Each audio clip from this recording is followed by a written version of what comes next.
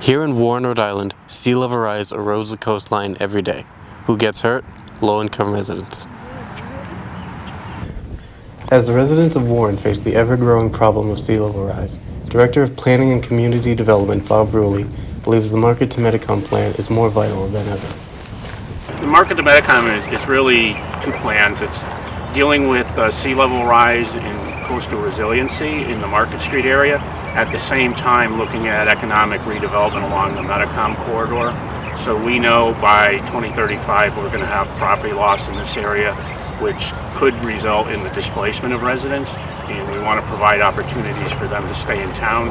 So the opportunity to revitalize and upzone the Medicom corridor allows us to create new housing stock, which would allow these people, if they chose, to stay in Warren. We're at Belcher's Cove right now, which is at the end of the Palmer River. The culvert behind us does two things.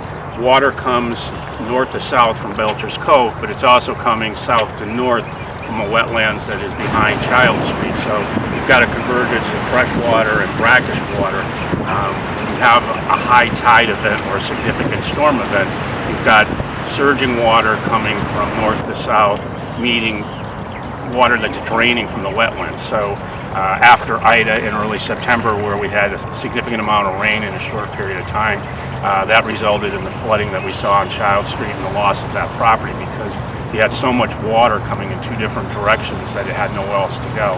So it comes up through the storm drains and ultimately starts to overflow and flood on the street and the properties.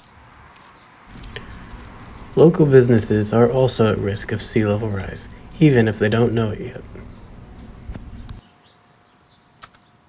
I am not familiar with sea level rise. I think it would affect the business because the area would be obviously covered with people trying to fix the building, trying to fix the area with all the floods and stuff. So I think it would possibly hurt our business by not having cars being able to come in the garage. The concerns that I would see is damage to our property if there were any floods nearby. And obviously that would affect our business tremendously. This is a high traffic area, so obviously back to what we were saying before about the flood. If there was no traffic here, we wouldn't be getting any business. So